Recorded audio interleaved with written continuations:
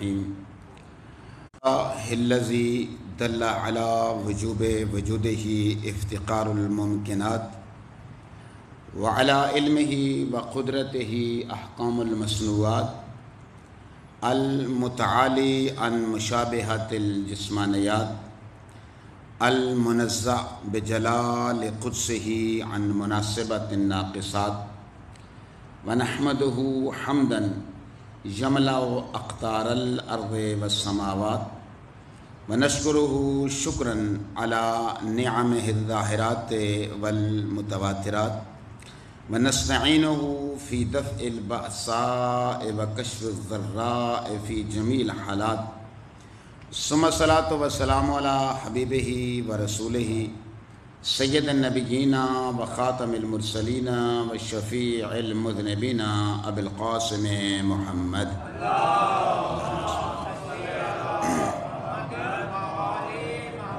الذی هو محمد حامد محمود عاقب فاتح شاہد حاشر رشید مشہود بشیر نذیر داع شاف مہد ماہ نبی رسول امی تہامی ہاشمی ابتہی عزیز حریص علیکم رؤوف الرحیم طٰہٰ مجتبیٰ تاسین مرتضیٰ حامی مصطفیٰ یاسین اولا ولی مدثر متین مصدق طیب ناصر منصور مصباح حجازی نزاری قرشی مضری نبی التوبہ حافظ کامل صادق امین عبد اللہ کلیم اللہ نجی اللہ صفی اللہ خاتم الانبیاء کے نام پہ بلند تر صلوات اللہم صلی صاحب الآیات والبینات المکمل بطریقتہ وشریعتہ سائر الکمالات ثم الصلاۃ والسلام علی اہل بیتہ الذین اذهب اللہ عنہم الرجس وطہرہم من الزلات صلاۃ تتعاقب علیہم کتعاقب الآنات لا سیما علی بقیت اللہ فی الارضین والسماوات حجت ابن الحسن العسکری عجل اللہ تعالی فرج الشریف بارنا آقا جہاں تیمی عمر السلام الذی بیمنہ رزق الارضین والسماوات واللعنۃ الدائمۃ علی اعدائہم وعلی مبغضیہم وعلی قاتلیہم وعلی غاصبی حقوقہم من الآن الی یوم الحساب اما بعد فقد قال اللہ تبارک و تعالی فی الکتاب وکتابہ مجمع الآیات بسم اللہ الرحمن الرحیم وواعدنا موسیٰ 30 لیلہ واتممناها ب10 فتم میقات ربہ 40 لیلہ صلوات بر محمد و آل محمد۔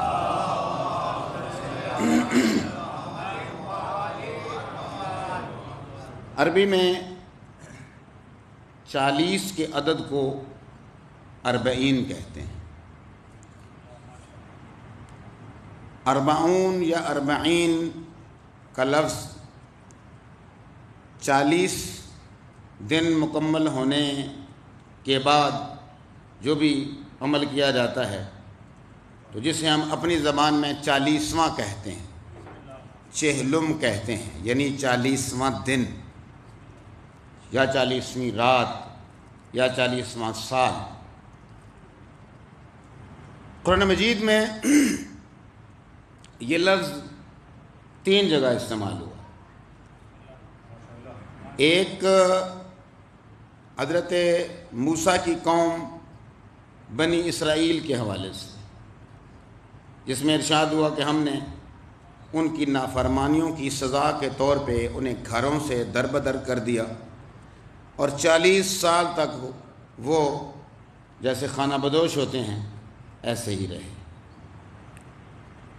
دوسرا یہ لفظ استعمال ہوا ہے سورہ احقاف میں، ایک ایسی آیت میں جو مومنین کے بچوں کو یاد، جو حسین ابن علی علیہ السلام سے منسوب آیت ہے، جس کا آغاز ہو رہا ہے وَوَصَّيْنَا الْإِنسَانَ بِوَالِدَيْهِ إِحْسَانًا، اور پھر آگے تکمیل ہے اس کی۔ اس کے اندر دعا ہے کہ جس میں ارشاد ہوتا ہے کہ جب آپ 40 سال کی عمر کو پہنچے تو پھر آپ نے دعا مانگی کہ رب اوزعنی ان اشکر نعمتک التی انعمت علی وعلی والدی وان اعمل صالحا ترضاہ واصلح لی فی ذریتی انی تبت الیک وانی من المسلمین۔ تیسرا لفظ جو استعمال ہوا ہے یہ 40، یہ سورہ اعراف کی آیت نمبر 142 میں ارشاد ہو رہا ہے وَوَاعَدْنَا، جو میں نے موضوع گفتگو رکھی جو آیت، وَوَاعَدْنَا مُوسَىٰ 30 لیلہ، ہم نے حضرت موسیٰ سے وعدہ کیا تھا 30 راتوں کا، وَأَتْمَمْنَاهَا بِعَشْرٍ، پھر ہم نے اس میں سے 10 راتوں کا اور جو ہے وہ اضافہ کر دیا، تکمیل کر دی ہم نے۔ 30 کے بجائے کتنی ہو گئیں؟ 40 ہو گئیں۔ ارشاد فرمایا کہ فَتَمَّ مِیقَاتُ رَبِّهِ، حضرت موسیٰ نے یہ جو وعدہ گاہ الہی تھا اس کو پورا کیا، اور یہ 40 راتوں کا چلہ جو ہے وہ آپ نے مکمل کیا۔ وہ 40 راتوں کا چلہ کیا تھا؟ استاد معظم علامہ شیخ محسن علی نجفی اپنی کتاب الکوثر فی تفصیل القرآن میں اس کی تفسیر میں لکھتے ہیں کہ 40 راتوں تک حضرت موسیٰ سے یہ طے تھا کہ آپ 40 راتوں تک مناجات کریں گے کوہ طور پہ آ کے، اور اس کے بعد کیا ہوگا؟ اس کے بعد آپ جب 40 راتوں کا یہ چلہ مکمل کر لیں گے، ہم آپ کو ایک عطا کریں گے۔ ہم آپ کو کیا عطا کریں گے؟ فرمایا ہم آپ کو توریت آسمان سے نازل کریں گے، یعنی جو اس کا نتیجہ نکلے گا، جو اس کا انعام دیا جائے گا اس 40 راتوں کی تکمیل کا، وہ کیا ہے؟ تورات۔ اچھا، جب یہاں تک پہلی تمہید مکمل ہو گئی تو اب اسی کے ساتھ میں ملا لوں 3 آیات پڑھی ہیں نا، تو صرف 3 حدیثیں پڑھتا ہوں۔ حدیثیں بہت زیادہ ہیں لفظ 40 یا 40 کے حوالے سے، لیکن صرف 3 پڑھتا ہوں، جس میں ایک مشہور و معروف جو حدیث ہے وہ یہ ہے کہ فرمایا کہ جس کسی مومن سے بھی مشورہ کرنا ہو تو کسی بچے سے نہ کرنا، کسی جوان سے نہ کرنا، بلکہ کم از کم ایسے بزرگ سے کرنا کہ جس کی 40 سال زندگی کے مکمل ہو چکے ہیں۔ اچھا، اس کی وجہ کیا ہے؟ وہ جو میں نے عرض کیا نا، دعا میں جو حضرت امام حسین علیہ السلام کی جو دعا ہے وَوَصَّيْنَا الْإِنسَانَ سے جو ہے شروع تو سورہ احقاف کی، اس کی تفسیر میں بھی شیخ صاحب لکھتے ہیں کہ یہ اس لیے جناب نے ارشاد فرمایا، وہاں تو خیر راز کی بہت ساری باتیں میں اس طرف نہیں جانا چاہتا، گفتگو پھر بڑی طویل ہو جائے گی۔ میں ایک پیغام اس حوالے سے، چونکہ 40 کی بات ہے، چیلہ میں سید الشہداء کی بات ہے، تو اس حوالے سے جو میں نے آرٹیکل لکھا اخباروں کے لیے، اسی کا خلاصہ میں آپ کی خدمت میں پیش کر رہا ہوں۔ تو اس میں ارشاد فرمایا کہ 40 کے عدد کو حیات کے حوالے سے اس لیے زیادہ فوکس کیا کہ 40 سال کی عمر میں انسان کا ذہن، انسان کا دماغ پختہ ہو جاتا ہے، پھر اس کے اندر سنجیدگی آ جاتی ہے، اس کے اندر پھر وہ بچگانہ پن نہیں رہتا، اس کے اندر وہ نوجوانی یا جوانی والے وہ جو جذبات ہوتے ہیں نا وہ نہیں رہتے، بلکہ اس میں ٹھہراؤ آ جاتا ہے، اور اس میں کافی سارا بندہ تجربہ کار ہو جاتا ہے۔ لہٰذا 40 سال کی عمر کے شخص سے جو ہے وہ مشورہ کرو.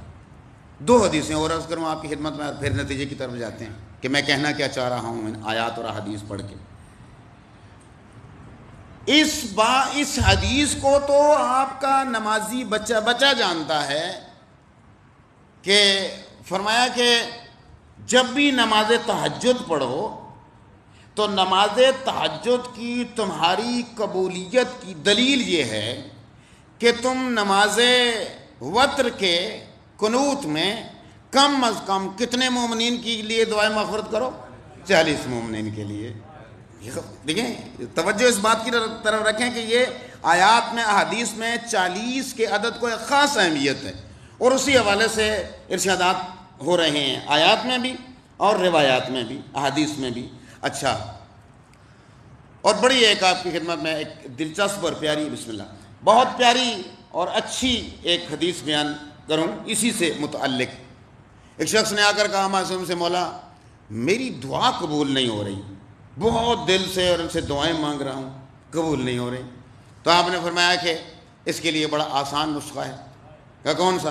کہا 2 رکعت نماز پڑھنے کے بعد سب سے پہلے 40 زندہ مومنین کی مشکلات کے لیے حل کے لیے دعا مانگو، ہم تمہاری دعا کی قبولیت کے ضامن بن جائیں گے. اللہم صلی علی محمد و آل محمد. اچھا، اس کو اتنا لائٹ نہ لیں، یہ ہے بڑا، پنجابی میں کہتے ہیں اوکھا کام ہے، یعنی مشکل کام. کیوں مشکل کام ہے؟ وہ ایک برادر کو میں نے کہا بھئی آپ کی دعائیں جو ہے نا وہ قبول نہیں ہو رہی، تو یہ حدیث میں پڑھا ہے میں نے، تو آپ 40 مومنین کے لیے. تو بڑا بے تکلفی سے اس نے یہ بات کی کہ میں خود جو ہے وہ غریب آدمی ہوں، تو میں کسی کی جو ہے نا وہ امیری کے لیے دعا کیوں مانگوں؟ دوسروں کے لیے دعا مانگنا دل سے بڑا مشکل کام ہے. اس لیے معصوم نے فرمایا کہ اخلاص پیدا کرو دوسرے مومنین کے لیے. 40 مومنین کے لیے تم نے دعا مانگ لی اگر اخلاص کے ساتھ، جو بیمار ہیں رب سے جلال بھائی فلاں فلاں فلاں فلاں بیمار ہیں میرے پڑوسی، جو اس میں بھی متعلقہ یہی حدیث میں جس میں لفظ 40 کا استعمال ہوا ہے. فرمایا آپ کے مشرق مغرب شمال جنوب میں 40 گھروں تک تمہارے پڑوسی ہیں. لفظ 40 کا عدد یہاں بھی آیا. 40 گھروں تک تمہارے پڑوسی ہیں. ان پڑوسیوں میں سے تم جانتے ہو بہتر کہ اس میں بیمار کون ہے، تمہیں پتہ ہے اچھی طرح کہ اس میں سے غریب کون ہے، تمہیں پتہ ہے کہ اس میں مشکلات میں کون ہے. بہت سارے امیر کے بھی لوگ ہوتے ہیں لیکن ان کی مشکلات اپنی ہوتی ہیں، وہ اپنے حوالے سے ان کی مشکلات ہوتی ہیں. تو 40 مومنین کے لیے دعا مانگ لو تو رب ذوالجلال تمہاری دعا کو قبول کرے گا.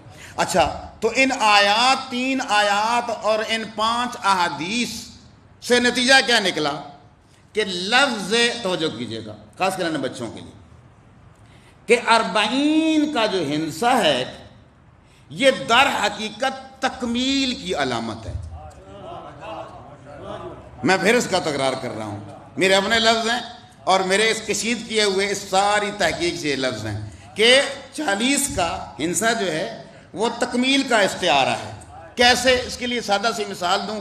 ضروری نہیں کہ مثال جو ہے نا وہ ساری کی ساری فٹ آئے، مثال تو اکثر نارسا ہوتی ہیں، لیکن ہم عربی میں کہتے ہیں نا طالب علم زمانہ ہے کوئی تقریب ذہن کے لیے، تاکہ ذہن کے ذرا مطلب جو ہے وہ قریب ہو جائے. جیسے دیکھیں نا، دانہ جو ہے زمین کے سپرد جو کیا جاتا ہے تو کتنے عرصے کے بعد جو ہے نا وہ باہر نکل کے، پہلے وہ پنجابی میں کہتے ہیں پٹھا ہیں جی، پہلے پٹھے بنتے ہیں، پھر اس کے بعد جو ہے نا تھوڑا سا اور بڑا ہوتا ہے تو اس کی ذرا جو ڈھانچہ ہوتا ہے اس کا تنا وہ ذرا مضبوط ہو جاتا ہے، اپنی مضبوطی کے ساتھ کھڑا ہو جاتا ہے اس پہ، کیونکہ ابھی اللہ تعالیٰ کی ذات نے اس میں جو ہے نا وہ کومپل سی لگتی ہے اور اس کے اندر سٹا بنتا ہے اور سٹے کے اندر پھر دانے آتے ہیں. تو یہ عمل جو ہے یعنی بیج کے بونے سے لے کر تو آپ کی کٹائی تک، اور اس کے بعد جو محصول ہوتا ہے آپ کا، جب آپ بھوسے سے دانے کو الگ کرتے ہیں تو اس کے لیے تقریباً 6 مہینے لگ جاتے ہیں کہ نہیں لگ جاتے؟ یعنی تقریباً بجائی ہوتی ہے اسی اکتوبر نومبر کے مہینے میں، اور آپ کہیں اپریل مئی میں، زیادہ سے زیادہ جون تک جو ہے وہ آپ اس کی کٹائی کر لیتے ہیں. تو یہ مدت تکمیل ہوئی نا، یعنی یہ عمل درمیان میں اتنا وقت لگا رب ذوالجلال کی طرف سے اتنا وقت لانا، وہ چاہے تو وہ کن فیکون کا مالک ہے۔ دیکھیں نا، جو تخلیقی عمل میں جو بچہ 9 مہینے کے بعد پیدا ہوتا ہے، اگر وہ چاہے تو حضرت عیسیٰ کے بارے میں بتایا نہیں کہ میں علی کل شیء قدیر ذات ہوں، میں چاہوں تو کون کہوں اور بچہ بن جائے، لیکن نہیں، میں نے ترتیب قانون فطرت اور قانون جو خدا ہے وہ اللہ تعالیٰ کی ذات نے وہ ولا تبدیل لفطرت اللہ وہ یوں رکھا ہے۔ تو گویا ایک عمل، کئی عمل لوگوں سے آپ نے سنا ہوگا، آپ کو بتاتے ہیں کہ آپ کا یہ مسئلہ ہے نا، آپ ہر عشاء کی نماز کے بعد مثلاً 40 یا 41 دن تک آپ یہ عمل کیجئے، گویا اس کا نتیجہ جو ہے وہ 40 دنوں یا 40 راتوں کے بعد آپ کو مل جائے گا۔ تو 40 یا 41، ہمارا تو چونکہ 40 نتیجہ ہے نا، تو 40 زیر بحث جو موضوع ہے، 40 گویا استعارہ ہے، ہندسہ 40 کا استعارہ ہے تکمیل کا، نتیجے کا، کہ جو نتیجہ نکلنا ہے وہ چاہے 40 راتیں ہوں، چاہے 40 دن ہوں، چاہے 40 سال ہوں، وہ لفظ 40 کے بعد نکلنا ہے مقام اور مورد کے لحاظ سے۔ اچھا، یہاں تک یہ تمہید میری ختم ہوئی۔ اب میں جو بات آپ سے کرنا چاہ رہا تھا اس تمہید کے تناظر میں وہ یہ ہے کہ جب ہم کہتے ہیں 40 سید الشہداء، ہم یہ کہتے ہیں کہ دعائیں منگاتے ہیں علماء و ذاکرین سے اور بزرگوں سے کہ ہمارے لیے دعا کریں کہ ہم 40 پہ نا وہاں پہنچ جائیں کربلا۔ حالاں واقعہ تو عاشور کا ہے، تو آپ نے دیکھا ہوگا کہ بہت کم لوگ عاشور کے موقع کی دعا مانگتے ہیں کہ ہم عاشور پہ کربلا میں، اکثریت جو ہے 40 کے لیے۔ اور جو مختلف ذرائع ابلاغ نے جو فگر جو ہے نا وہ بیان کی، اس میں زیادہ سے زیادہ جو تعداد بیان ہوئی ہے وہ 8 کروڑ ہے، کہ اس دفعہ 40 پہ 8 کروڑ افراد تھے کربلا میں۔ اچھا، جو معجزات ہیں کربلا کے 40 کے، فی الحال میں اس میں نہیں جاتا، میں نے عرض کیا نا مسترف چلا جاؤں گا تو پھر جو بات اثر رہ جائے گی جو میں آپ تک پیغام پہنچانا چاہ رہا ہوں۔ آخر اس لفظ 40 کے اندر ایسا کیا ہے کہ ہر حسینی عاشور کے بجائے 40 کا دیوانہ ہے؟ آخر اس 40 پہ سرزمین کربلا پہ کیا ہے؟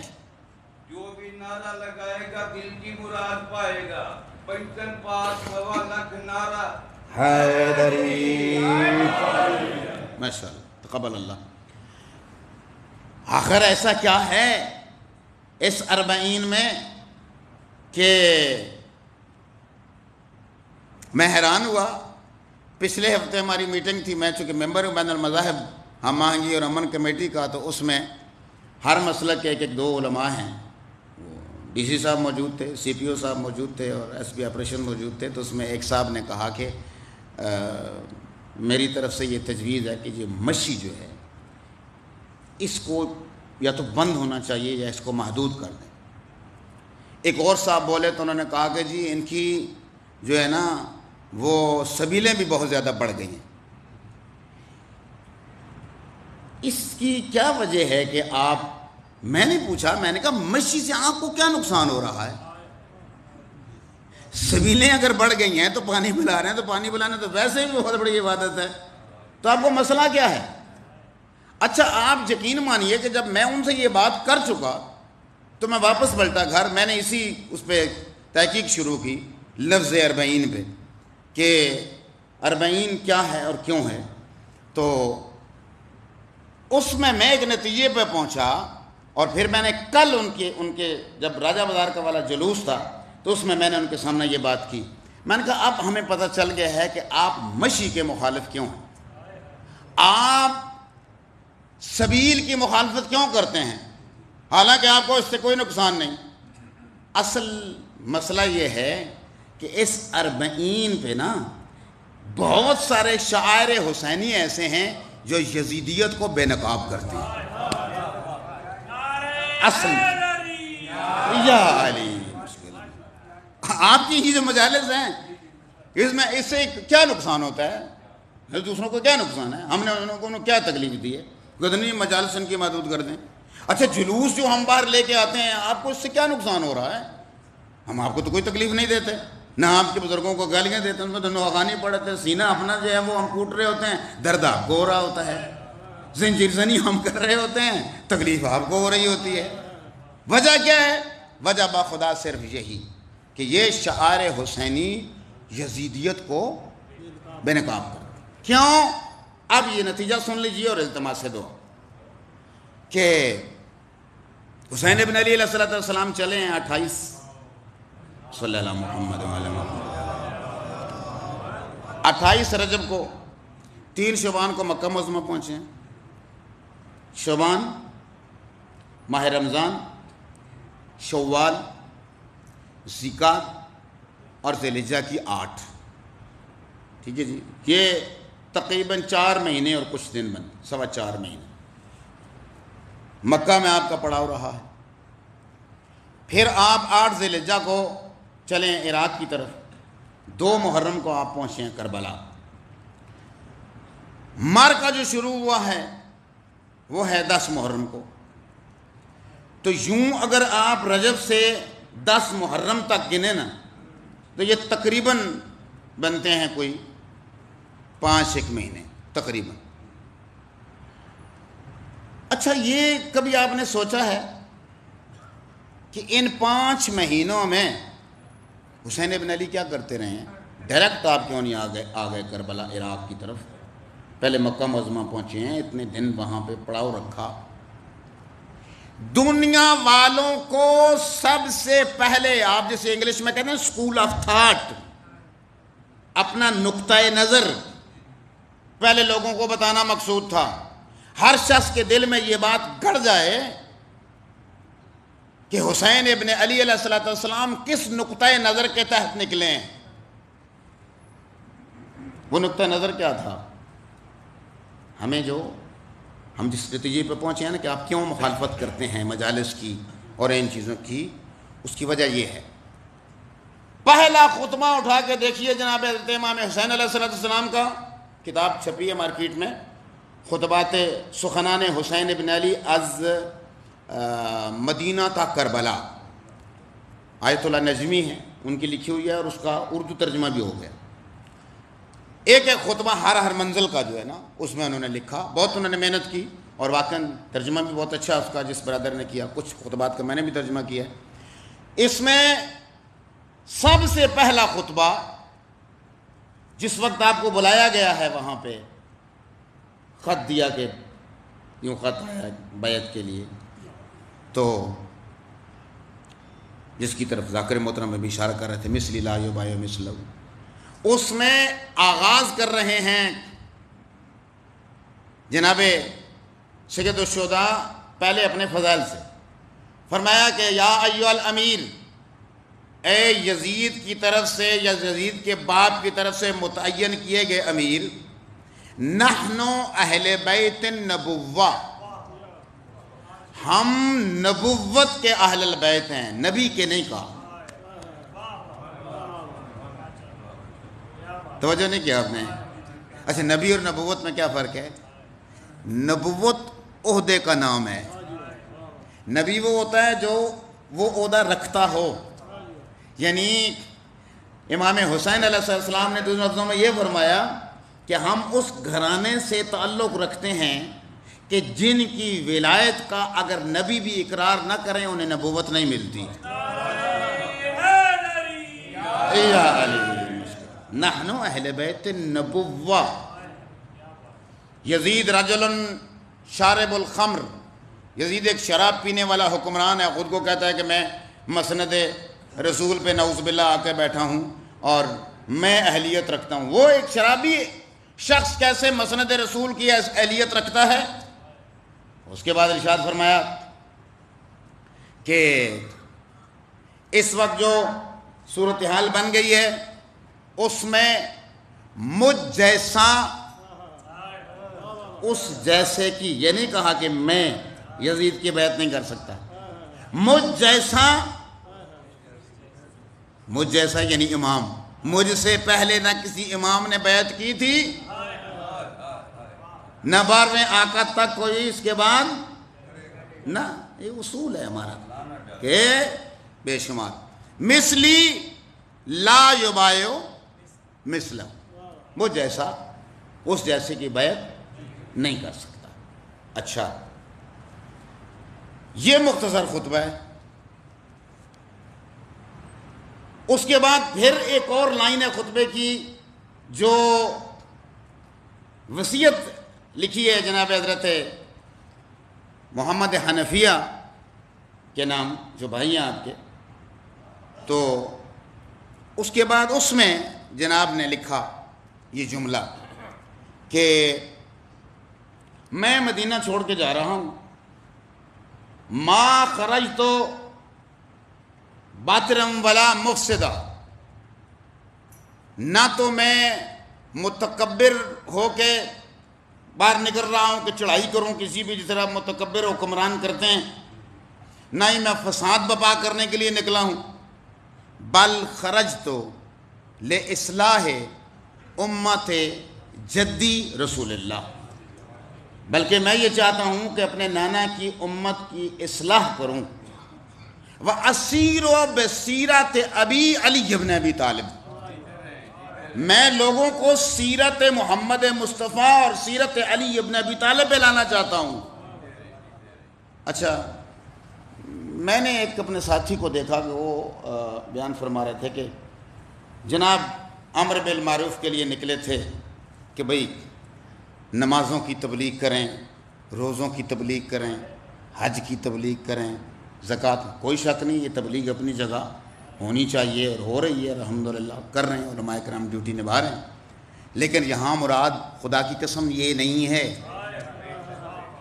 کیوں؟ او بھائی نمازیں وہ جو کربلا کے اس طرف تھے یزیدی فوج میں، وہ نمازیں نہیں پڑھ رہے تھے. انصاف سے بتائیے نا ذرا، نمازیں نہیں پڑھ رہے تھے زیادہ، بلکہ وہ کئی تو اس میں سے ایسے تھے جو باقاعدہ طور پہ پنجابی میں ہم سرگودے کی زبان میں کہتے ہیں 5 کلیاں، یعنی 5 جگہ پر ان کو عبادت کے دوران جو ہے وہ نشان پڑ جاتے تھے، اور اس کے اوپر سے اس کو وہ کٹواتے تھے. وہ سیاہ نشان نہیں پڑ جاتا یہاں پاؤں پہ اور ہاتھوں پہ، خاص کر جو نرم و نازک بزرگ ہیں جو نمازی ہیں. تو وہ نہیں کہہ رہے تھے جلدی سر قلم کرو، ہم نے جو ہے وہ عصر کی نماز پڑھنی ہے. وہ نہیں کہہ رہے تھے جلدی سر قلم کرو کہ آج سوموار کا دن ہے، کیونکہ سوموار کے دن وہ وقوع ہوا، اور ہم نے منگل بدھ اور جمعرات کا سفر کر کے پہنچنا ہے شام، اور جمعہ ہم نے جو ہے وہ وہاں جامع مسجد میں پڑھنا ہے. یہ نہیں کہہ رہے تھے وہ. تو پھر نمازیں تو اس کا مطلب پڑھی جا رہی تھی. روزے قسم بخدا ان لوگوں نے منت کے زیادہ روزے رکھے ہوئے تھے. جو بیات ذرا اٹھا کے دیکھیے، حاجی اور حافظ اس لشکر میں زیادہ تھے نسبتاً. یہ تو لشکر تھوڑا تھا نا، 72 کا ٹوٹل لشکر تھا. بنی ہاشم کو چھوڑ کے جو 72 شہداء ہیں، تو ان میں حاجی بھی زیادہ، ان میں نمازی بھی زیادہ، روزے دار بھی زیادہ. تو پھر کیا کہہ رہے ہیں معصوم کہ میں جو ہے وہ امر بالمعروف اور نہی عن المنکر کے لیے نکلا ہوں؟ فرمایا یہ واضح ہوا جو حضرت فرزدق کے ساتھ گفتگو آپ نے کی ہے نا کربلا پہنچنے سے پہلے. تم دیکھ نہیں رہے کہ حق کو باطل کا لباس پہنایا جا رہا ہے، باطل کو حق کا لباس پہنایا جا رہا ہے. دین میں تبدیلیاں اس قدر کر دی گئی ہیں کہ لا یبقى فی الاناء الا صبابۃ من الماء، کہ اصل دین مبین اسلام اتنی تبدیلیاں کر چکے ہیں یہ لوگ کہ اصل دین مبین اب اتنا ہی رہ گیا ہے جتنا کسی بھی برتن میں پانی پینے کے بعد آخر میں چند قطرے رہ جاتے ہیں. یہ کون کہہ رہا ہے؟ امام حسین علیہ السلام. آپ میری باتوں سے بور تو نہیں ہو رہے نا؟ ایک صلوات پڑھ لیجیے آل محمد کی شان میں سلامت. اللہ اکبر. یہ دین کی تبدیلیوں کا آغاز کہاں سے ہوا تھا جی؟ میں صرف 5 باتیں جلدی پھر نتیجہ نکال کے اپنی گفتگو ختم کر رہا ہوں. بالکل نتیجے پہ پہنچ چکا ہوں. سب سے پہلی تبدیلی جو دین مبین اسلام میں کی گئی، ہم اپنی نسلوں کو تمہیں جو خوف ہے نا ہماری مجالس سے، وہ یہی ہے. سب سے پہلی تبدیلی جو دین مبین اسلام میں کی گئی وہ آنکھیں بند ہوتے ہی نبی کریم کی من کن تو مولا والے اصول کی مخالفت تھی. جب طے کر گئے نبی کریم اپنی جانشینی کا اعلان کر گئے ہیں تو یہ حدیث آپ نے کہاں سے نکال لی کہ جی میں امت پہ چھوڑے جا رہا ہوں، بس جس کو وہ میرا جانشین بنا لیں گے. سب سے پہلی مخالفت یہ. اس کے بعد دوسری مخالفت، دین میں تبدیلی کہاں اور کب ہوئی. میں بڑے بے باکانہ انداز میں اس پہ میرے خلاف کوئی ایف آئی آر ہوتی ہے یا میرے خلاف کوئی اس پہ کوئی مقدمہ بنتا ہے تو بسم اللہ، ہمارے لیے یہ زیور ہیں، ہمارے لیے یہ ہتھکڑیاں. میں عرض کروں آپ کی خدمت میں دوسری اور سب سے بڑی تبدیلی، کبھی آپ نے غور کیا کہ جناب زہرا سلام اللہ علیہا کیا وہ چند کھجوروں کے درختوں کے لیے گئی تھی وہاں پہ دربار میں؟ کیا وہ چند کنالوں کی وہ زمین تھی جس کے لیے گئی تھیں؟ نہیں. ایک اور بات تھی بہت بڑی. وہ کون سی؟ ادھر سے ایک دین کی تبدیلی والی حدیث کے اندر ایک بہت بڑا جو حکم ہے وراثت کا کہ وہ اول الارحام اولا بعضهم ببعض، بیٹی وارث ہے، بیٹا وارث ہے. بعض ورثاء موجود ہوں تو ان کی موجودگی میں دوسرے وارث جو ہیں وہ وارث نہیں ہوتے، وہ نہ ہوں پہلے طبقے میں، جیسے والدین ہیں مثلا، جیسے اولاد ہے مثلا، موجود ہوں تو بہن بھائی وارث نہیں ہوتے، تو دوسرے طبقے میں آتے ہیں. یہ قرآن مجید کا قاعدہ کلیہ طے ہے. اب وہ کہہ رہے ہیں کہ نہیں، ہم نے فدق آپ سے اس لیے لے لیا ہے کہ انبیاء جو بھی چھوڑ کے جاتے ہیں وہ صدقہ ہوتا ہے، وہ امت کا مال ہوتا ہے، وہ بال بچوں کی وراثت نہیں ہوتی. دو موقف اپنائے پاک بی بی نے یہاں. سب سے پہلا موقف تو یہ تھا، یہ تمہیں کس نے کہہ دیا کہ یہ میری وراثت ہے؟ یہ تو بابا اپنی زندگی میں مجھے ہدیہ کر کے گئے تھے. پہلا موقف یہ ہے پاک بی بی کا. وہ تحریر جو لکھی تھی اور پھاڑ دی گئی تھی وہ اسی بات پہ تھی نا کہ زندگی میں دے کے گئے. اور پھر اس کے بعد فرمایا کہ اگر آپ وہ خطبہ آتشین پڑھیں نا، جو پاک بی بی نے خطبہ پڑھا جواب میں، اس میں پاک بی بی نے 1 2 4 5 10 نہیں پوری 14 آیات پڑھی ہیں قرآن مجید کی کہ جب کوئی بھی شخص فوت ہو جاتا ہے تو اس کا وارث جو ہے وہ بے شک نبی پیغمبر ہی کیوں نہ تھا. نبیوں پیغمبروں کے بارے میں بھی قرآن مجید نے کہا وارث سلیمان داؤد، کہ جناب حضرت سلیمان جو ہے وہ حضرت داؤد کے وارث ہوئے. تو یہ کیسے ہو سکتا ہے کہ تو مر جائے آج تو تیری بیٹی اور بیٹے تو وارث ہوں، مگر میرا بابا جو شریعت لے کے آیا ہے وہ اگر اس دنیا سے چلا جائے تو ذرا وارث نہ ہو. یہ دوسری بڑی تبدیلی تھی. اور اس کے بعد 21 تبدیلیاں. کتنی؟ کس نے کی؟ ثانی نے. ہم نہیں کہہ رہے ہیں. آپ کی تاریخ الخلفاء علامہ جلال الدین سیوطی کی سب سے بڑی اس چیز کی گواہ ہے. 1 محرم کو جو آپ ثانی کا مضمون لکھتے ہیں جنگ اخبار میں، اس پر دفعہ اٹھا کے دیکھ لیجئے گا، بڑے شد و مد کے ساتھ کہتے ہیں کہ جی یہ بدعات حسنہ تھیں. بھائی بدعت بھی کبھی حسنہ ہوئی ہے؟ دیکھیں نا، بدعت کہتے ہیں ادخال فی الدین ما لیس من الدین، دین میں ایسی چیز کا شامل کر دینا جو دین کا حصہ نہ ہو. تو یہ کیسے ہو سکتا ہے کہ ایک چیز دین کے اندر شامل کر دی جائے، آپ کہیں کہ جی بدعت تو ہے لیکن بدعت حسنہ ہے، اچھی چیز ہے. کسے اختیار؟ میں نے ایک دفعہ ایک جملہ کہا تھا بہت پہلا جدہ میں، ہمارے ایک لکھنؤ کے دوست ہیں اللہ نے سلامت رکھے، اسی بات پہ ان کی اور میری عقیدت بڑی جو آج تک وہ دوستی چل رہی ہے. میں نے عرض کیا تھا کہ ہمارا ایک طبقہ تشیع کا وہ مولا کائنات علیہ السلام کے حوالے سے غلو کی حد تک چلا جاتا ہے اور وہ خدائی کی حد تک چلا جاتا ہے، نعوذ باللہ من ذالک. لیکن اگر انہیں یہ کہیں کہ بھئی کیا علی ابن ابی طالب استحقاق رکھتے ہیں دین کے اندر تبدیلی کا، دین کے اندر ایسی چیز شامل کر دیں کہ جو دین کا حصہ نہ ہو، یا دین سے ایسی چیز نکال دیں جو دین کا حصہ ہو، کہتے ہیں نا، باوجود اس کے کہ وہ ذہن میں نعوذ باللہ من ذالک اتنا ان کو بڑا سمجھتے ہوئے خدائی تک کا درجہ دے رہے ہیں، لیکن یہ استحقاق پھر بھی علی ابن ابی طالب کو نہیں دے رہے. تو جب ہم علی ابن ابی طالب جیسی شخصیت کو یہ استحقاق نہیں دیتے تو کسی غیرے کو یہ استحقاق کس طرح حاصل ہو سکتا ہے کہ دین کے اندر؟ ایک سلوات پڑھ لیجیے آل محمد کی. کی شان میں.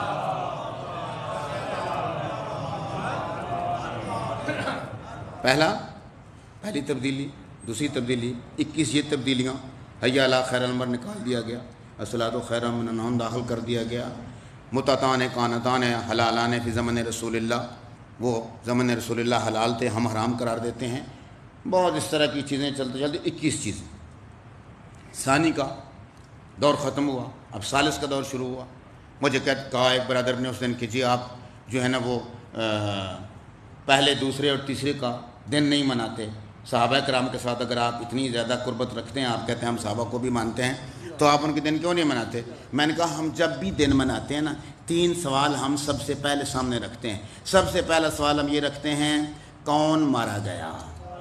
دوسرا سوال ہم یہ رکھتے ہیں کس نے مارا. اور تیسرا اور اہم سوال یہ ہوتا ہے کہ کیوں مارا.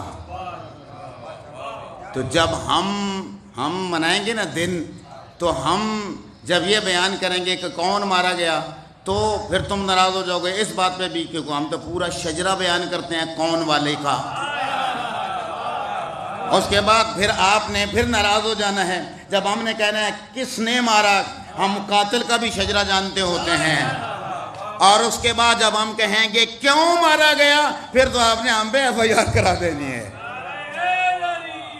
یا علی مشکل وہ تیسرا کیوں قتل ہوا، دوسرا کیوں قتل ہوا، نہیں اس بات میں نہیں جاتے. اچھا اتنی اگر تبدیلیاں تھیں تو مولا کائنات علیہ الصلوۃ والسلام نے ان تبدیلیوں کو ختم کیوں نہیں کیا اگر وہ ناجائز تھیں تو؟ یہ تمہیں کس نے کہا ہے کہ انہوں نے ختم کرنے کی کوشش نہیں کی؟ علامہ عرفان رابدی علی اللہ مقامہ 80 کا کنونشن تھا مجھے یاد ہے. اب جس طرح آپ یکم ربیع الاول کی تیاری کر رہے ہیں انشاءاللہ، تو آج بھی اسی طرح وہی حالات بنتے جا رہے ہیں کہ ہمارے مذہب کے خلاف جو ہے وہ قانون پاس ہو رہے ہیں اور ترمیمی بل اور یہ وہ سارا کچھ. تو 80 کے کنونشن میں بھی یہی ہوا تھا.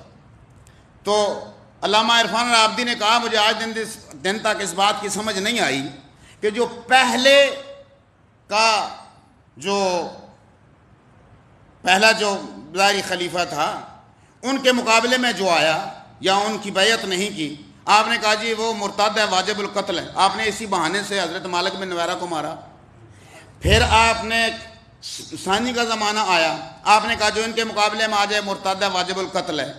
پھر ثالث کا زمانہ آیا، پھر آپ نے کہا وہ جو چونکہ اب بیعت ہو گئی ہے ان کی، وہ خلیفۃ اللہ بن کے ہیں، لہذا جو ان کے مقابلے میں آ گیا وہ مرتد ہے اور واجب القتل ہے. تو انہوں نے کہا مجھے اس بات کی سمجھ نہیں آئی کہ تمہارا تو چوتھا ہے نا علی، تمہارا چوتھا تو ہے نا، تو چوتھے کی بھی تو اسی طرح بیعت ہوئی تھی نا. تو اگر پہلے دوسرے تیسرے کے مقابلے میں آنے والا مرتد اور واجب القتل ہے تو چوتھے کے مقابلے میں آنے والے مرتد اور واجب القتل کیوں نہیں ہیں؟ سلامت رہے یا علی مشکل یا علی. کس نے تمہیں کہا کہ مولا کائنات علیہ السلام نے کوئی مولا کائنات کی یہی تو کوشش تھی. قتل علی شدت عدل ہی، آپ کا قتل ہی تو شدت عدل کی وجہ سے ہوا ہے. شہید ہی تو آپ کو اسی وجہ سے کیا گیا ہے. وہ جنگ صفین کیوں ہوئی تھی؟ جنگ نہروان کیوں ہوئی تھی؟ جنگ جمل کیوں ہوئی تھی؟ اسی بنا پہ تو نہیں جی ہم ان کی تبدیلیوں کو، وہ جو تبدیلیاں کر دی گئی تھیں، اب یہ اس کو کالعدم قرار دیں ہم نہیں مانتے. ٹھیک ہو گیا، میں نتیجے تک پہنچ گیا جی. مولا کائنات علیہ الصلوۃ والسلام شہید ہو گئے. اب اس کے بعد پسر ابو سفیان آ گیا ہے بے شمار. مولانا اسماعیل مرحوم کہا کرتے تھے کہ جنہاں دا نام لین دے تھے 6 مہینے قید ہو جاندی ہے، پتہ نہیں اگلے جان کتنی سزا ہوئے گی. جی تو پسر ابو سفیان آ گیا. اب اس نے جو کیا اس کا ایک لائن میں 2 لفظوں میں جو خلاصہ کیا ہے وہ ڈاکٹر اسرار احمد نے کیا ہے. ڈاکٹر اسرار نے کہا وہاں تک یعنی چوتھے ظاہری خلیفہ تک، مولا کائنات تک، ان کے نظریے کے مطابق چوتھے تک تو خلافت تھی، لیکن اس کے بعد خلافت ختم ہو گئی اور اس کے دور میں ملوکیت آ گئی. اب ملوکیت ہے بادشاہت، یعنی بادشاہت آپ نے قانون نے جی جدو مرضی جڑا مرضی قانون نافذ کر دو، جس کے گلے میں وہ پھندا فٹ آ جائے اس کو پھانسی دے دو. تو ملوکیت آ گئی. اور اس ملوکیت نے کتنے صحابہ کرام کا قتل کرایا سوچ نہیں سکتے آپ. کتنے عرصے تک مولا کائنات پر ممبروں پہ سب و شتم ہوتی رہی، سوچ نہیں سکتے آپ۔ نتیجہ کیا تھا کہ اب جب یزید نے یہ بے شمار بیعت طلب کی ہے، اب مولا کا جناب امام حسین صلی اللہ علیہ وسلم فرما رہے ہیں وہ جو تبدیلیوں کا تم نے آغاز کیا تھا نا، ان تبدیلیوں کے بعد اب تک صورتحال یہ ہو گئی ہے لا یبقى فی الاناء الا صبابۃ من الماء، کہ سوائے چند قطروں کے اب دین مبین اسلام کوئی باقی بچا ہی نہیں ہے۔ لہٰذا اچھا بیعت کیا ہوتی ہے جی؟ ختم کر رہا ہوں گفتگو کو۔ بیعت کیا ہوتی ہے؟ لفظ بیعت کا لفظی معنی بیعت لفظ بے سے، بے یہ عین۔ آپ اسٹامپ پیپر نہیں لکھتے، بے نامہ مثلا آپ کچھ چیز فروخت کرتے ہیں نا تو بے نامہ کرتے ہیں۔ بے یعنی فروخت کر دینا، شراء یعنی خریدنا، مشتری خریدار کو کہتے ہیں۔ بیعت یعنی وہ فروختگی کا عمل۔ کیا مطلب فروختگی کا عمل؟ دیکھیے میری طرف ذرا، یہاں جناب نبی کریم صلی اللہ علیہ وآلہ وسلم کے ہاتھ میں جب بیعت ہوتی تھی تو یوں نیچے ہاتھ ہوتا تھا بیعت جو کر رہا ہے اس کا، اور اوپر ہاتھ ہوتا تھا بلا تشبیہ جناب نبی کریم صلی اللہ علیہ وسلم۔ اللہ تعالیٰ کی ذات نے کہا ید اللہ فوق ایدیہم، کہ یہ جو ہاتھ ہے نا، یہ اس کو معمولی ہاتھ نہ سمجھو، یہ اللہ کا ہاتھ ہے۔ دو ہی ہاتھوں کو تو اللہ ید اللہ کہتا ہے، یا نبی کریم کے ہاتھ کو یا مولا کریم کے ہاتھ کو۔ اچھا، بیعت یعنی عہد ہو گیا، عہد کے بعد سے ہم نے آپ کو بیچ دیا، ٹھیک ہو گیا جی۔ اچھا، جب آپ کوئی چیز بیچتے ہیں تو مثال کے طور پر آپ نے گاڑی بیچی تو جو خریدار ہوتا ہے وہ آپ کو کیا دیتا ہے؟ مثلا رقم دے دیتا ہے، یا کوئی تبادلے میں گاڑی ہو جائے گی، یعنی کوئی نہ کوئی جنس جو ہے وہ تبادلے میں ملے گی نا۔ آپ خود کو بیچ رہے ہیں تو یہ ان سے لے کے رہے ہیں۔ توجہ کیجئے گا، بہت قیمتی اور پیاری بات ہے۔ گفتگو میں تھوڑی سی لمبی ہو گئی ہے لیکن یہ بہت پیاری گفتگو ہے، اس سے پہلے کبھی اس انداز میں آپ نے نہیں سنی ہوگی۔ میں اپنی پوری تحقیق جو ہے نا وہ آپ اس کا نتیجہ یہاں پہ آ کے نکال رہا ہوں۔ میں بیعت کر لی، میں نے خود کو بیچ دیا، میں آپ کا غلام ہوں، آپ جو کہیں گے وہی دین ہے، آپ جو عمل کریں گے وہی دین ہے، میں بھی اس پہ عمل کرنے کی پوری کوشش کروں گا۔ اچھا، تو وہ کیا دے رہے ہیں جن کی ہم بیعت کر رہے ہیں؟ فرمایا معاہدہ دراصل یہ ہوتا ہے کہ اگر تم نے اس عہد کی پابندی کی تو درجات کے لحاظ سے تمہیں جنت ملے گی۔ میں نے کیا کہا؟ درجات کے لحاظ سے، کہ اگر اس کمال پہ آتے ہو نا ہماری سیرت کے تو پھر ہمارے جنت میں پڑوسی ہو گئے۔ دیکھیں نا، یہاں یہ مثلا یہ علاقہ جو ہے وہ اگر ملک ریاض صاحب کا ہے تو ملک ریاض صاحب کی اپنے جہاں پہ گھر ہوگا مثلا تو اس کے قریب ہی تو بہت کوئی وی آئی پی لوگ رہتے ہوں گے نا جہاں وہ رہتے ہیں۔ تو جہاں جنت کے سردار رہ رہے ہیں ان کو قرب مل جائے، اس سے بڑھ کے کوئی بات ہے جی؟ اچھا، لیکن یاد رکھیے گا یہ بیعت اسی کی جا سکتی ہے جس کی اپنی جنت پکی ہو۔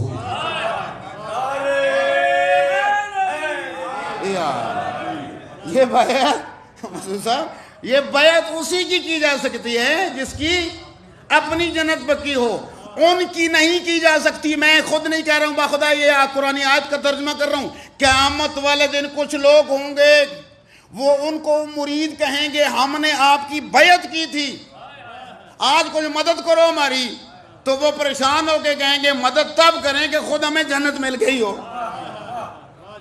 ہم تو خود پریشانی میں مبتلا ہیں، ابھی تک تو ہمارا اپنا فیصلہ نہیں ہوا۔ اچھا، یہ صورتحال یزید نے کہا ملعون نے کہ بیعت لے لیجئے میری طرف سے ولید کو، جو مدینہ کا گورنر تھا۔ خدا نہ خواستہ خاکم بدہن، ایک فرض کر رہے ہیں، محال کو فرض کرنا محال نہیں ہوتا۔ جو سچویشن میں نے آپ کی خدمت میں عرض کی کہ اگر جو حالات بن گئے تھے کہ لا یبقى من الاسلام الا صبابۃ من الماء، کہ اسلام کا تو بس وہ آخری چند قطرے کی طرح رہ گئے، تو ایسی صورتحال میں لفظ بدل رہا ہوں آج کے لحاظ، حاکم وقت نے، موجودہ گورنمنٹ نے، امام حسین صلی اللہ علیہ وسلم کے زمانے میں موجودہ گورنمنٹ نے بہت سارے قوانین پاس کیے ہیں. ان قوانین میں سے مثلاً ایک قانون محرم کے ساتھ نکاح جائز ہے. مثلاً ایک قانون یہ ہے کہ شراب حلال کر دی گئی ہے، وہ اس زمانے میں حرام تھی، آج کے زمانے میں اس کو حلال کر دیا گیا ہے. فلاں چیز نکال دی گئی ہے، فلاں داخل کر دی گئی ہے، فلاں چیز نکال دی گئی ہے، فلاں داخل کر دی گئی ہے. یوں 21 کے بجائے وہ چیزیں کہیں 100 سے بھی بڑھ گئی ہیں. میں نے گنا ان چیزوں کو تو کہیں 100 سے بھی بڑھ گئی تھی وہ جو چیزیں جن کا تبدیلی جن میں پیدا کی گئی. اچھا، اگر خدائے نخواستہ وہ جو ایگریمنٹ، بیعت جسے ہم کہہ رہے ہیں، ایگریمنٹ جو ہے وہ جو یزید بھیج رہا ہے کہ جتنی ظاہری طور پہ مال و دولت آپ لینا چاہتے ہیں ہم دینے کے لیے تیار ہیں، آپ جو ہے نا وہ اس ایگریمنٹ پہ ہمارا ساتھ دینے کا جو ہے وہ معاہدہ کر لیں کہ آپ ہمارا ساتھ دیں گے، آپ اس پہ راضی ہیں اور اس کے لیے ہم جتنی کوشش کریں گے آپ گورنمنٹ کی اس میں ہمارے ساتھ معاونت کریں گے. خدا نہ خواستہ اگر نعوذ باللہ من ذالک حسین بن علی بیعت کر لیتے ہیں، ایسی صورتحال مجھے انصاف سے بتائیں، آج جہاں بیٹھ کے ہم یہ مجلس پڑھ رہے ہوتے، نمازیں ہوتی، روزے ہوتے، حج ہوتے، زکوٰۃ ہوتی، اس طرح نہیں. علامہ قلب صادق علی اللہ مقام وہ اپنی کتاب قرآن و سائنس میں لکھتے ہیں کہ فرزند رسول نے اپنی ان قربانیوں کے ساتھ ایک ایسی خط فاصل کھینچ دی ہے تا قیام قیامت. اب حکمران شراب تو پئیں گے مگر کسی کو اب یہ جرت نہیں ہوگی کہ کوئی کہے کہ شراب اسلام میں جائز ہے. فسق کو فجور تو کریں گے لیکن اب حق ہو گیا، احقاق الحق ہو گیا اور ابطال الباطل ہو گیا قیامت تک. آپ کو اس کے بارے میں بہت زیادہ جو ہے وہ تکلیفیں اٹھانی پڑیں گی، کوئی مسئلہ نہیں، ہم اٹھائیں. لا آپ کو قتل کر دیا جائے گا. فرمایا دو صورتیں ہیں، یا میں بیعت کر لوں، ذلت قبول کر لوں غلامی کی، یا یہ ہے کہ میں شہید ہو جاؤں اور ہمیشہ کے لیے امر ہو جاؤں. فرمایا حیات من الذلہ. سوال ہی پیدا نہیں ہو سکتا کہ ہم کسی کے سامنے خود کو جھکا کے ذلت کی زندگی کو قبول کر لیں، یا نہیں ہو سکتا. صرف آپ تنہا نہیں، آپ کا تو خاندان بھی مار دیا جائے گا، کوئی مسئلہ نہیں. دین مبین اسلام کو خالص کرنے کے لیے مجھے کوئی بھی قربانی دینی پڑی دیں گے. اور سادات نظام تشریف فرما ہے، میں گفتگو ختم کر رہا ہوں اور ذکر مصائب تھوڑا سا کرنا ہے نتیجہ نکال کے. وہاں سے جب مکے سے چلے تھے نا تو حضرت عبداللہ ابن عباس انہوں نے کہا کہ مولا جا تو رہے ہیں تو عراق کی طرف نہ جائیں، خطرہ ہے آپ کو وہاں. فرمایا اللہ یشاء ان ینظرنی مقتولا، اللہ یہ چاہتا ہے کہ مجھے مقتول دیکھے، مجھے شہید دیکھے. اچھا، اگر آپ کو اتنا یقین ہے اپنے موت کا تو جا بھی رہے ہیں کہ اللہ یہ چاہتا ہے تو بیویوں کو ساتھ کیوں لے کے جا رہے ہیں؟ فرمایا اللہ یشاء ان یراہن سبایا، اللہ انہیں قیدی دیکھنا چاہتا ہے. العظمت للہ. زمانہ طالب علم میں قسم بخدا سمجھ نہیں آتی تھی، کلیجے پہ جا کے تیر لگتا تھا کہ کیوں اللہ ان کو کیوں قیدی دیکھنا چاہتا ہے. کربلا تک شہادت حضرت امام حسین علیہ السلام تک اور جتنے بھی اس سے پہلے شہید ہوئے، امام حسین صلی اللہ علیہ وسلم سے پہلے جتنے بھی شہید ہوئے، ان تک ان مصیبتوں میں ساتھ شریک ہیں جناب سیدہ زینب سلام اللہ علیہ. لیکن علامہ سید علی نقی نقن نے اپنی کتاب میں لکھا، ان کی تقریروں کا ایک مجموعہ جس میں آپ فرماتے ہیں کہ لوگ کہتے ہیں نا شریکت الحسین، وہ کہتے ہیں میرا اس لفظ سے اتفاق نہیں ہے. شریکت الحسین ہے کربلا تک، مگر کربلا کے بعد حسین سیدہ زینب کے ساتھ شریک نہیں ہے. کربلا کے بعد کے جو اچھا نہیں، ذرا ایک تصور کیجیے گا تاکہ میں وہ جو نتیجہ مصائب بھی ہے اور نتیجہ بھی. میں نے اپنی زندگی میں بہت سارے شہید ساتھیوں کی لاشیں اٹھائی ہیں. میں نے اپنے سامنے اپنے گھروں میں زلزلے کے موقع پہ اور بہت سارے ایسے مواقع پہ میں نے کئی لاشیں 6-6 7 لاشیں ایک گھر میں آتے دیکھی ہیں۔ قسم بخدا مومنین و سادات، کئی دفعہ ایسے ہوا کہ میں نے دیکھا کہ گھر کا جو سربراہ تھا نا، اگر اس کے 2 جوان بچوں کی لاش آ گئی ہے نا، تو میں نے دیکھا کہ وہ ہوش و آواز کھو بیٹھا ہے۔ وہ جہاں خواتین بیٹھ کے کھڑی ہو کے وہ حلقے میں پیٹ رہی ہوتی تھی، ماتم کر رہی ہوتی تھی، تو وہ اپنی کمر کے ساتھ کوئی کپڑا باندھ کے تو وہیں حلقے میں آ کے کھڑا ہو کے پیٹنا شروع کر دیتا۔ اپنے سامنے 1 2 نہیں، 5 10 نہیں، کتنی لاشیں ہیں کربلا میں؟ نہیں، قسم بخدا سیدی 72 بھی نہیں، 72 تو وہ اصحاب حسین ہیں۔ کسی نے جب سید الساجدین صلی اللہ علیہ وسلم سے دمن تو ثاقبہ میں روایت تھا کہ کسی نے کہا تھا کہ مولا بس کر دیں، اب تو 30-35 سال ہو گئے روتے ہوئے آپ کو۔ پھر میں ایک یوسف گم ہو گیا تھا جناب سے یعقوب کا، اتنا روئے کہ وَبْيَضَّتْ عَيْنَاهُ مِنَ الْحُزْنِ، رو رو کے آنکھوں کی بینائی ختم ہو گئی۔ میرے سامنے میرے 27 یوسف مٹی میں گم ہو گئے، جنہوں نے دوبارہ مجھے ملنا بھی کوئی۔ 27 بنی ہاشم، میں یہ بات عرض کر چاہ رہا تھا، 72 وہ 27 بنی ہاشم۔ علامہ حسین بخش جاڑہ کی کتاب ہے ایک اصحاب الیمین، اس میں کربلا کے شہداء کا سارا تعارف ہے۔ 136 انہوں نے نام لکھے ہیں تعارف کے ساتھ اصحاب الیمین۔ اچھا، ساری لاشیں سامنے ہیں۔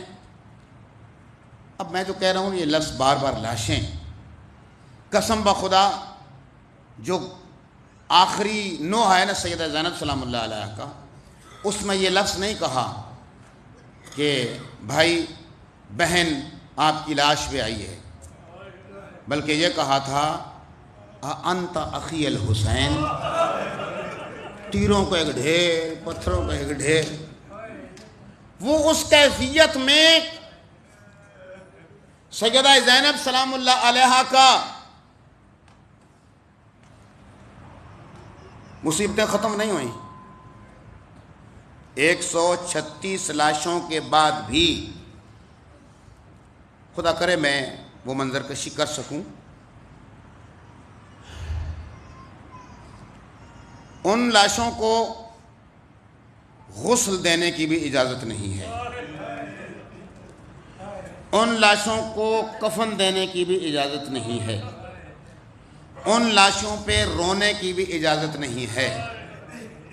اس کے بعد خیموں کو آگ لگ گئی ہے، اس کے بعد سادات مجھے معاف کریں گے، سر سے چادریں چھن گئی ہیں، اس کے بعد ہاتھوں میں رسیاں پڑ گئی ہیں، اس کے بعد بے پلانے اونٹوں پہ سوار کرا دی گئی ہیں، اس کے بعد یہ کاروان جس طرح چلا ہے میں اس کو بیان نہیں کر سکتا، جس طرح جناب سکینہ سلام اللہ علیہ کو سوار کیا گیا میں نہیں بیان کر سکتا، جس طرح سید الساجدین علیہ السلام کو سوار کیا گیا میں نہیں بیان کر سکتا۔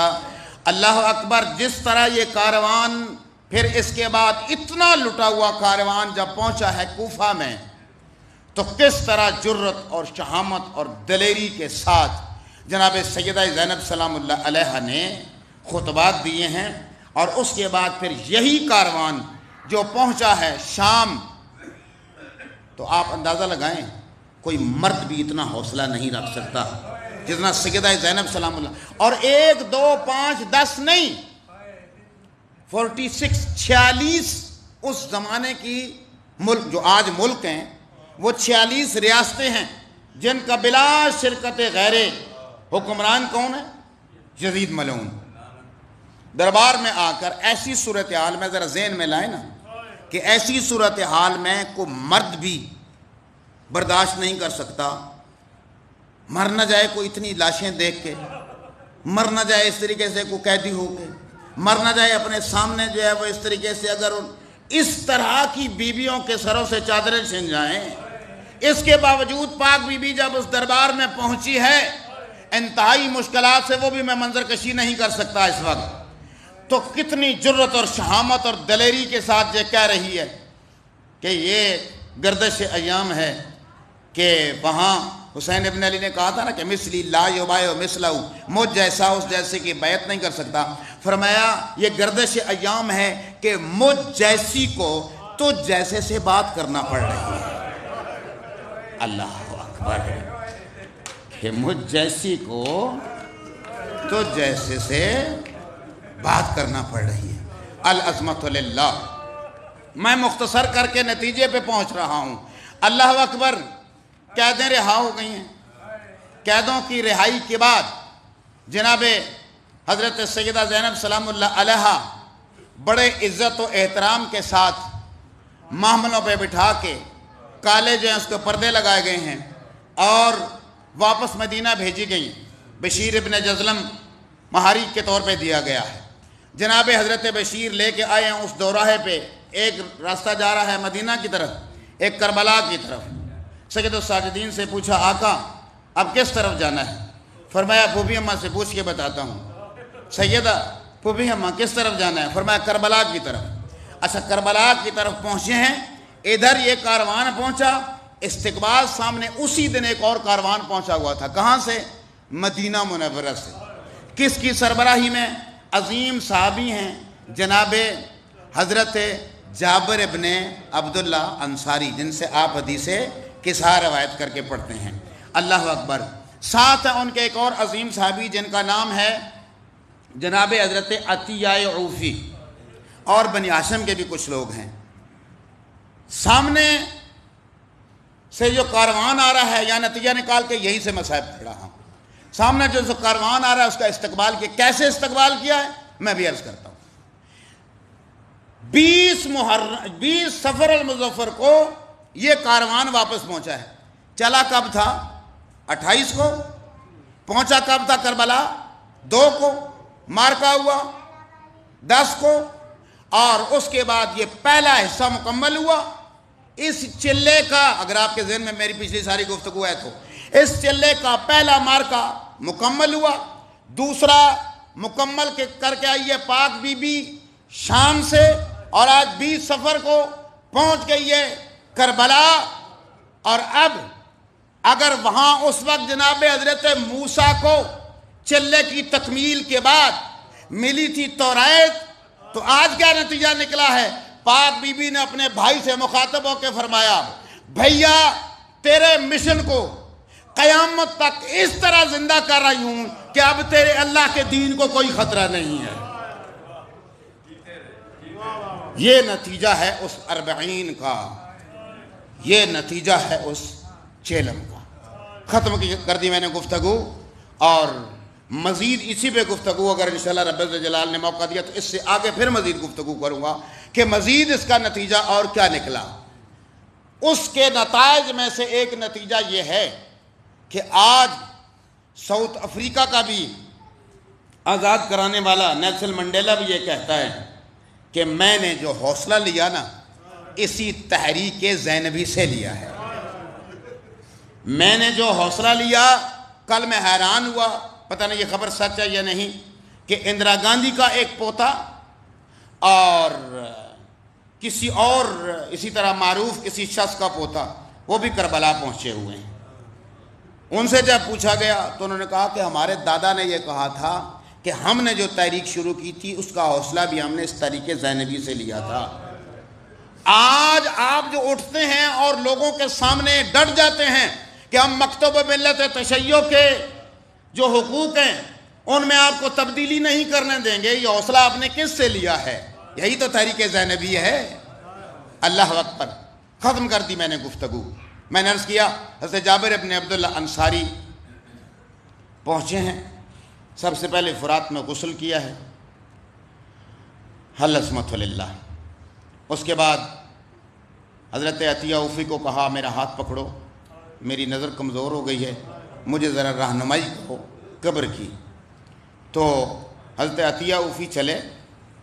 روایات میں نے یوں پڑھا ہے کہ 2 چادریں ایسے اپنے اوپر ڈالیں جناب حضرت جابر ابن عبداللہ انصاری نے جیسے حاجی عمرے کے لیے احرام باندھتا ہے، اور اس کے بعد آہستہ آہستہ جس طرح وہ کعبے کی طرف جاتا ہے نا حاجی، آہستہ آہستہ اسی طرح چلے ہیں. قبر جناب حضرت حسین ابن علی کی طرف، اور اس کے بعد پوچھا کہ ذرا دیکھو نا ان قبروں میں حسین ابن علی کی قبر کون سی ہے؟ تو ایک قبر پہ لکھا ہوا تھا جو سید الساجدین نے لکھا تھا، جب قبیلہ بنی اسد کے لوگوں کے ساتھ تدفین کی تھی نا، تو ایک قبر پہ لکھا تھا جناب حضرت سید الساجدین نے، ھذا قبر حسین ابن علی قتل عطشانا، یہ قبر ہے اس حسین ابن علی کی جو بھوکا اور پیاسا شہید کر دیا گیا۔ اللہ اکبر۔ کہا حضرت عطیہ عوفی نے کہا ایک قبر پہ یوں لکھا، اور میں ہاں بالکل یہی قبر ہے۔ اللہ اکبر۔ وہاں سے ایک مرتبہ ہاتھ کھول لیے اور لکھا ہے دمت الثاقبہ والے نے بھی اور مالی السبتین والے نے بھی، کہا حبیبی یا حسین، حبیبی یا حسین، حبیبی یا حسین، اور زہرا کے لاڈلے حسین، علی کے لاڈلے حسین، محمد مصطفیٰ کے لاڈلے حسین، تمہیں دوست ملنے آیا ہے نا، اٹھو نا، ملاقات کرو نا، مجھ سے ملو نا، میری بات کا، میرے سلام کا جواب تو دو نا۔ پھر ایک مرتبہ رخسار رکھ کے قبر پہ کہتے ہیں حضرت جابر ابن عبداللہ انصاری، مگر تو کیسے جواب دے گا، مجھے تو یہ خبر ملی ہے تیرا سر کاٹ کے ملعون ہے۔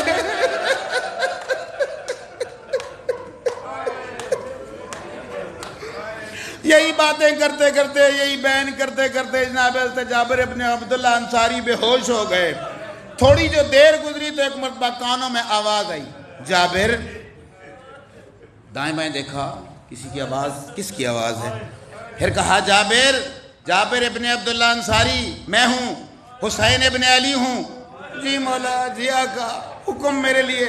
فرمایا اٹھ، میری بہن آ رہی ہے، جا کے استقبال کر، میرے حرم آ رہے ہیں، جا کے استقبال کر۔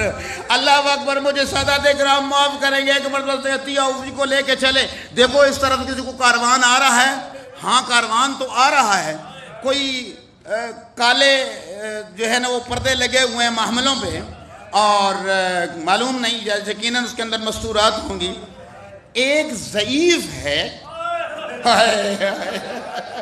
جس نے اپنی کمر کے ساتھ جو ہے وہ مہار باندھی ہوئی ہے اونٹ کی، اور بس وہ لیے چلا آ رہا ہے۔ اچھا مجھے اس کے قریب لے کے چلو، میں اس سے پوچھتا ہوں کہ وہ کون سا کاروان ہے اور کدھر سے آ رہا ہے۔ اللہ اکبر۔ ایک مرتبہ قریب پہنچے اور کہا السلام علیکم۔ وعلیکم السلام، آپ کون ہیں اور کہاں سے آ رہے ہیں؟ جناب سید الساجدین علیہ السلام نے فرمایا انا علی ابن الحسین، میں علی ابن الحسین ہوں۔ اللہ اکبر۔ ایک مرتبہ کہا مجھے تو عطیہ عوفی بتا رہے ہیں کہ کوئی ضعیف آ رہا ہے، تو یہ ایسا اس نے کیوں کہا؟ اللہ اکبر۔ آگے بڑھ کے ایک مرتبہ پہلے تعزیت جب پیش کی نا حضرت جابر ابن عبداللہ انصاری نے، تو بڑی مدتوں کے بعد کسی نے اس انداز میں تعزیت پیش کی تھی جناب سید الساجدین کو۔ جناب سید الساجدین علیہ السلام رو کے کہتے ہیں مجھے ضعیف کر گئی ہے میری پھوپھی اماں کی اسیری۔ کربلا، کوفہ، شام کے بعد کے خطبے۔ اللہ اکبر۔ ہو جابر، اور روتے روتے آنسوؤں سے داڑھی تر ہو گئی۔ فرمایا جابر یہ وہ مقام تھا جہاں میرے بابا کو شہید کیا گیا، یہ وہ مقام تھا جہاں پہ میرے علی اکبر کے سینے میں برچھی لگی، اور یہ وہ مقام تھا جہاں ہمارے خیمے تھے اور ان کو آگ لگا دی گئی۔ اللہ اکبر۔ ایک مرتبہ جناب سید الساجدین علیہ السلام جی بھر کے روئے ہیں، جناب جابر ابن عبداللہ جی بھر کے روئے ہیں۔ پھر جناب جابر ابن عبداللہ کو کہتے ہیں جابر ناراض نہ ہو تو ایک بات کرتا ہوں۔ کون سی؟ حضرت عطیہ عوفی کو بھی لے جاؤ اور خود بھی ذرا دور ہو جاؤ، حسین کی بہن اب حسین سے ملنا چاہ رہی ہے۔ اللہ اکبر۔ اب حسین کی بہن حسین سے ملنا چاہ رہی ہے۔ میں کیسے بیان کروں؟ روایات میں لکھا ہے قبر کے کچھ فاصلے سے ہی جناب سیدہ زینب سلام اللہ علیہ نے خود کو ایسے گرا دیا جیسے جناب شہنشاہ وفا زین سے زمین پہ آئے تھے۔ اللہ اکبر۔ بڑی تیزی کے ساتھ ہاتھ پھیلائے ہوئے آ رہی ہے جناب سیدہ زینب، اور یہ کہتی چلی آ رہی ہیں او میرے بھیا حسین، او میں نانا کا دین بچائی ہوں، اور میری قیدیں رہا ہو گئی ہیں، اٹھو مجھ سے ملو، میں تمہیں شام کے سارے حالات بتاؤں، حال بتا سکینہ کی مجھ سے نہ پوچھنا۔